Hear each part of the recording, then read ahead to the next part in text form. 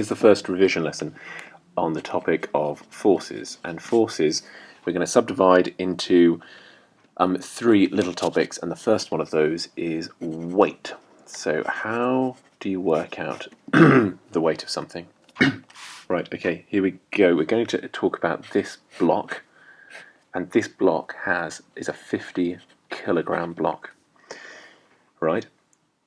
We're not to confuse here mass and weight, because they're often confused. They're easily done so. Mass is measured in kilograms, and it says how much there is of something, whereas weight is measured in newtons, and it says how much force it's been pulled down to the Earth's surface with. Now, on Earth, we have a certain gravitational strength. We call it G, the gravitational strength on Earth. And on Earth, we call it 10 kilonewtons per kilogram. This is different on each planet. It's very planet specific. So if we have the Moon, for instance, the Moon has 1.2 newtons per kilogram. And on something like Jupiter, which is our largest planet, that's running at about 24 newtons per kilogram. So let's get this right. Weight is how much a force this mass exerts on different planets. Mass is how much there is of an object. Okay, then, so let's then say this weight, this mass on the Earth, how much would it weigh? So what would be the weight on Earth?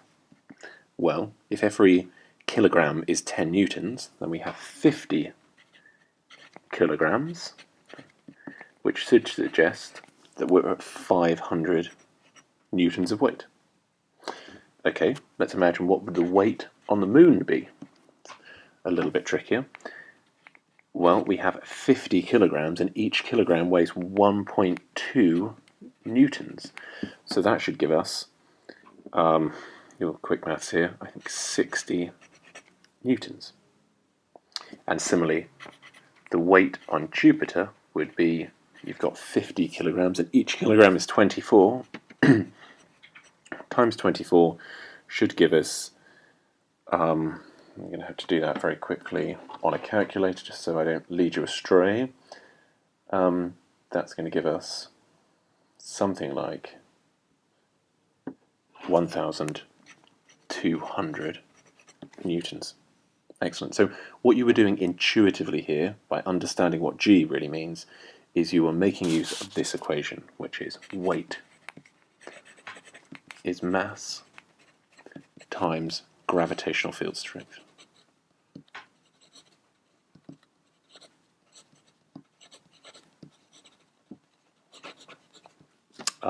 Weight is always in newtons, mass is in kilograms, and gravitational field strength is in newtons per kilogram. Or if you prefer, you can make use of the triangle.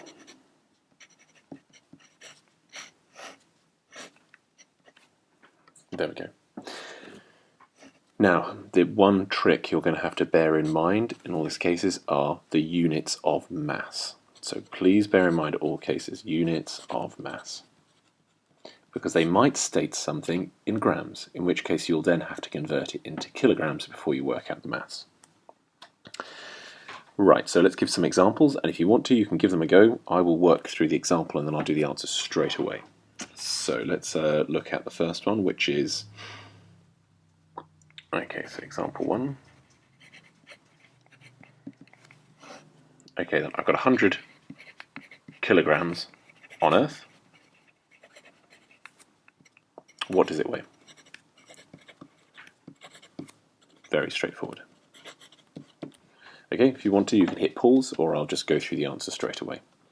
So, weight is mass times G, which is the same as 100, times the gravitational field strength on Earth, which is 10, give us 1,000 newtons. Okay, I'm going to try another one on Earth. This is example, and this will be, I suppose, A. We'll go for B. Okay, I've got 100 grams on Earth. What does it weigh?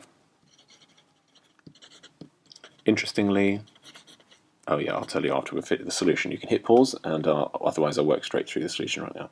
Okay, here we go. So the weight is mass times gravitational field strength. Now the mass, because you've got 100 grams, whenever you want to convert into kilograms, you just divide by the number of grams in a kilogram. So it's as simple as that. Even though to you it's obvious it's 0.1 kilograms, just make sure you write that in, and just so you don't fall foul of any confusion. So therefore it's 100 over 1,000 times 10, which gravity, giving you 1 Newton. In actual fact, an apple is similar weight of 100 grams, so if you think apple, Newton landing on his head, it's a good little comparison. 100 grams, 1 Newton to bear in mind. Okay then, and so that might seem really simple. I'm going to now try one, which you have to work out another part of this equation. I'll just leave that up there. So this next part says, for example, 2, if an object, let's say an object had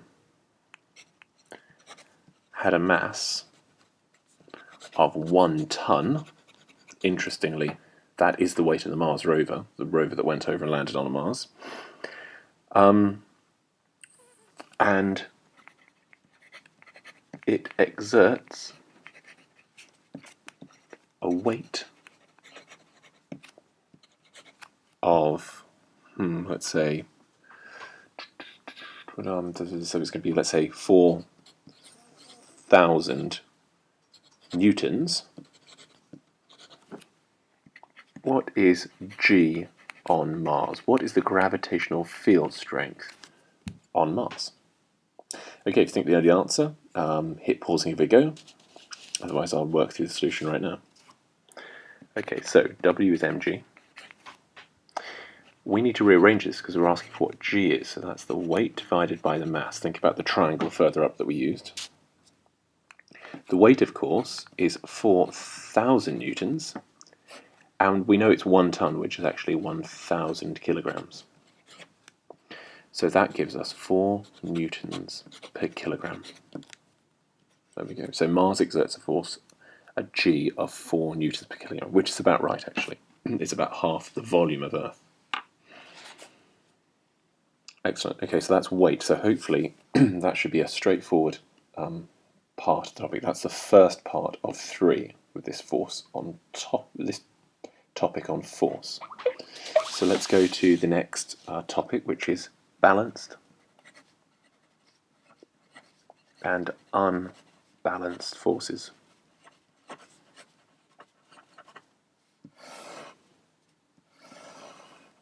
Okay. First and foremost, in this topic, you'll have to be able to draw a force diagram. We're going to do a really simple one here, just so you get to feel of it. We're going to do this block. We like doing blocks. They're very simple to draw. On a table or on the ground, or it's resting somewhere. Okay, and there's 2 things that you need to bear in mind when you're drawing force diagrams. The first one is the length of the arrows, because the length of the arrow indicates the magnitude of force, how large the force is. And the second point is where those arrows start from, so the start points of arrows, because that indicates where the force is actually acting. So in this case here, we know we've got a weight of the block, which is going downwards towards the centre of the Earth, and we also know that the centre of the Earth is pushing up on the block. But where does that happen? Well, technically it happens where the contact occurs between the two. And I'm being very careful to draw those arrows at identical lengths. And the reason why I'm drawing those at identical lengths is because if you take one of those arrows and you subtracted it from the other arrow, it would give us nothing, which means that we have a balanced force.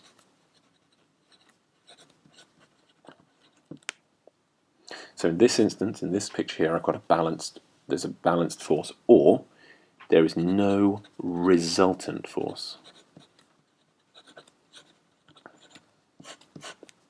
Okay. Now the critical part here is that, and this is Newton's first law of motion, we'll call it Newton 1, something to burn into your brains. If the resultant force is 0, then the object is stationary. As we see here, this object is stationary, it's not moving anywhere, or moving at a constant speed. Okay, so you've got two possibilities here. Of course, in this instance, we're stationary. Okay then, so let me give you an example of that. Let's imagine we have an aeroplane. I'm going to draw a very bad drawing of an aeroplane here. Okay, there we go. Wings, tail wings. And we're going to think about where the forces are acting on this aeroplane in flight. So it's cruising along 600 miles per hour, and it's at 10,000 meters. So where are the forces? If you think you know where they are, just hit pause. But if you're a little confused, I will draw them in. Okay, here we go. Answer comes down. So the weight, I'm going to draw down, acting from the center of the object. The upthrust comes from the wings, of course, but we don't want to make it too complicated, so I'm just going to draw from the center of the object again. And I'm careful, call it lift, and I'm careful that those forces are identical in length.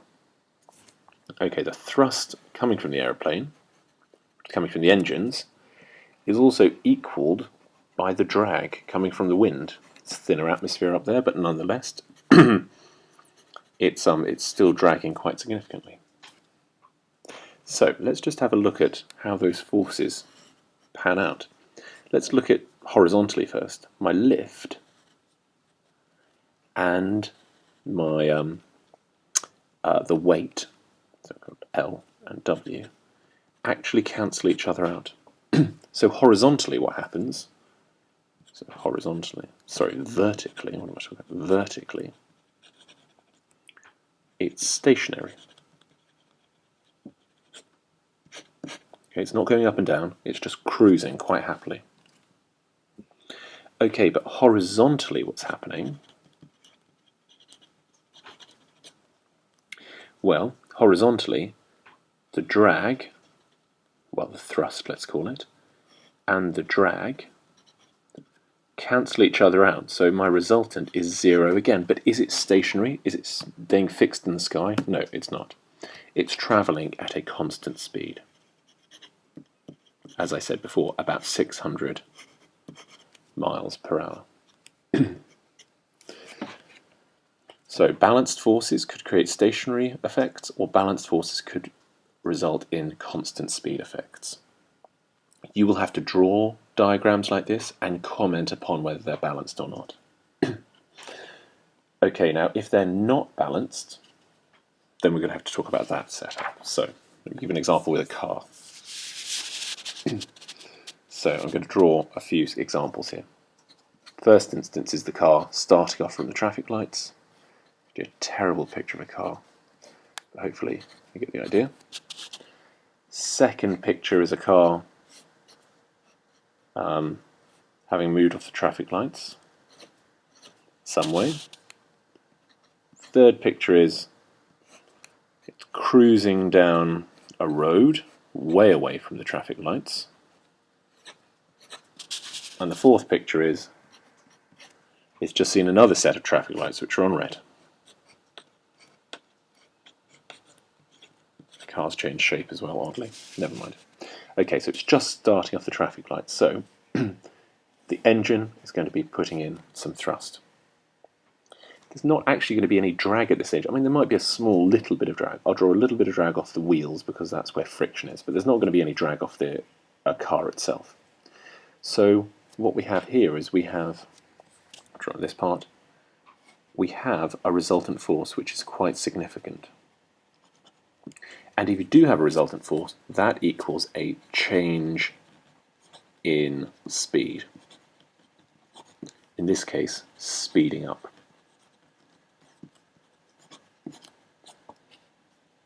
Okay, what happens in the next instance? Well, the car's still driving the same, accelerator still in the same place. Of course, now you've got some air resistance building up. So now our resultant force is smaller. So therefore we're still getting a change in speed, but it's less quick. It's not that it's moving less quickly, but it's a less quickly changing its speed. Okay, in the third instance, you've got it going cruising down the street, as I said. And now the force from the engine matches the drag. So actually, the resultant force equals 0. And we know what happens when you've got resultant force equals 0. It's either stationary or it's going at a constant speed. This thing doesn't suddenly stop, so it must be going at a constant speed.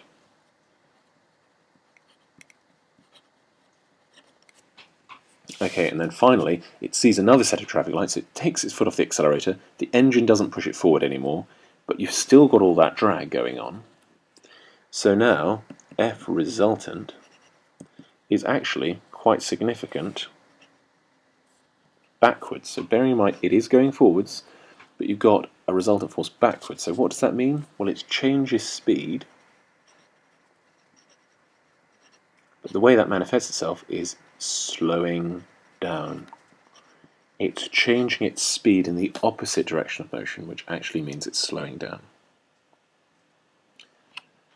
Excellent. Okay, so hopefully that's 2 topics covered there, of 3 for this unit, and the last one we're going to deal with is Hooke's law.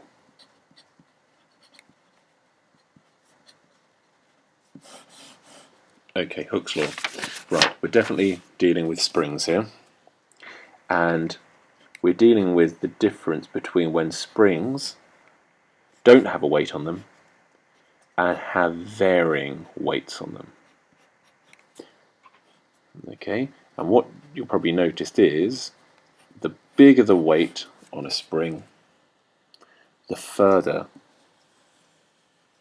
this spring extends.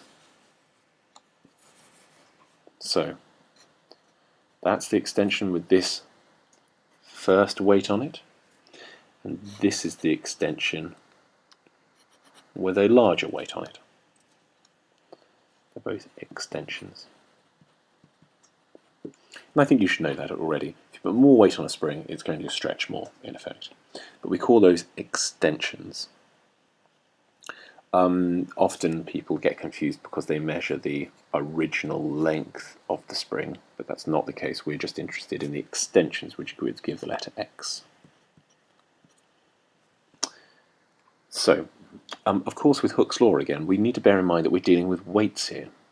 Okay, you're putting a weight on it. So what you're saying is, as the force increases, so the extension increases, and that extension depends upon the spring. And the spring is characterized by this value K. So it's dependent on spring.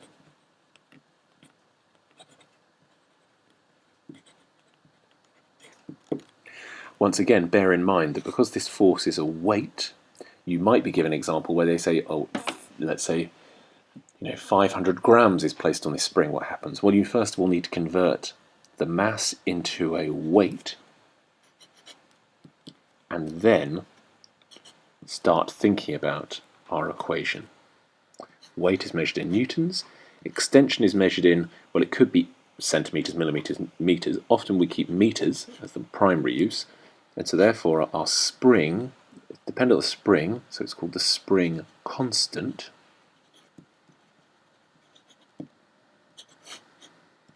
is given the unit newtons per meter. In other words, how many newtons are needed to stretch it by 1 meter? Let me give you some examples of that.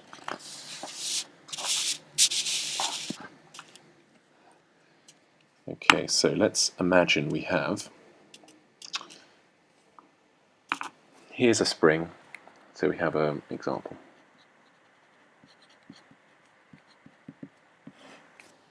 So say we have a spring which extends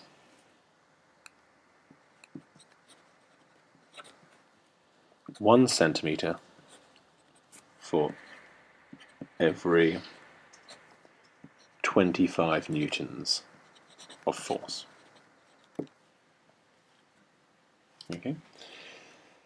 Okay, what happens if we put on, so let's imagine, so that's defining the spring, so what extension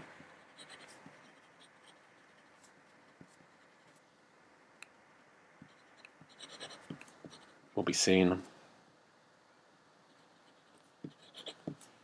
if we apply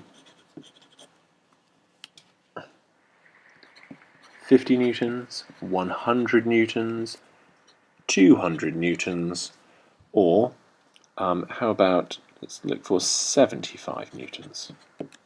Okay, if you think you know, hit pause, and then otherwise I'm going to go through the solutions right now.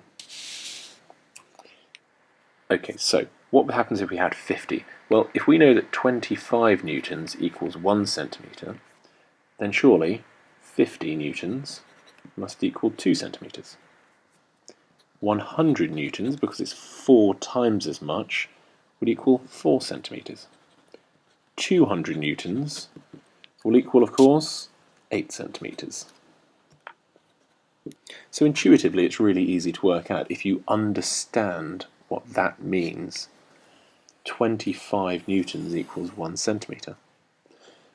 I think it's easier to look at it like that. However, we might want to look at it more mathematically, which suggests that the equation is asking weight equals spring constant times extension. And what we're looking for here, what extension will there be? We're looking for x. We rearrange it, that's W divided by K. Let me just place here as well. W, K, X. Here is our triangle for Hooke's law. Okay, now we've got that equation ready. We're asking now, let's look at the last one, 75 newtons. And let's substitute 75 in there. And the spring constant, I mean, effectively what the spring constant is in this instance is, we said 25 newtons per centimetre. So it's 25. So this is very simple. You get 3 centimetres is our extension. Now that you should have worked that out anyway, because if we know that 50 presents, sorry, if you know that 25 presents 1 centimetre, then you have 3 times that. So therefore you have 3 centimetres. But don't be afraid of using that equation, as long as you understand this idea that the spring constant is effectively saying how much force is needed to extend it by 1 centimetre. So therefore that's what this value of K is. It often confuses people. Okay, let's give another example.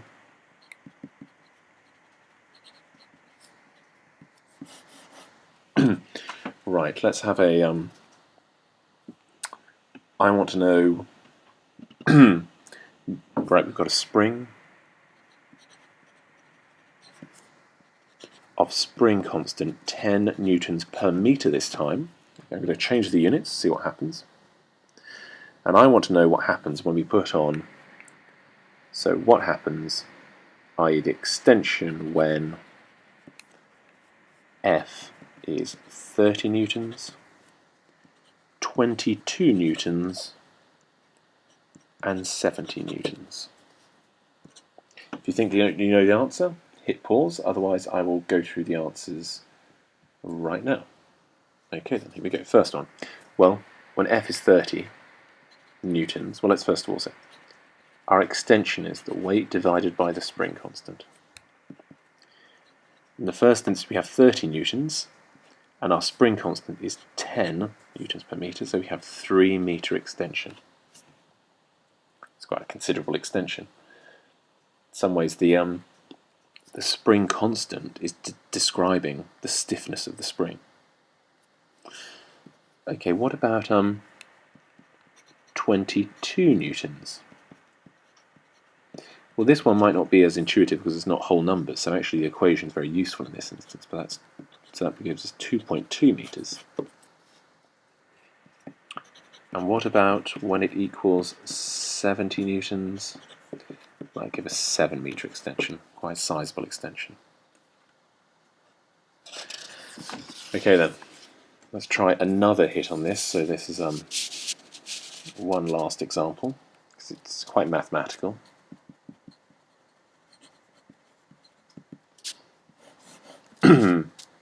Okay, let's imagine we had a spring that extended 5 centimetres when 25 newtons was applied. What does K equal? What is the spring constant? If you think you know, hit pause. Otherwise, here we go. Here's the answer. Well, if I know that 25 newtons presented a 5 centimetre extension, then I can say that a 1 centimetre extension would have been used if there were 5 newtons. So therefore K is 5 newtons per centimetre. Or, if you like, we could do it mathematically, and we can say that here is my equation for Hooke's law.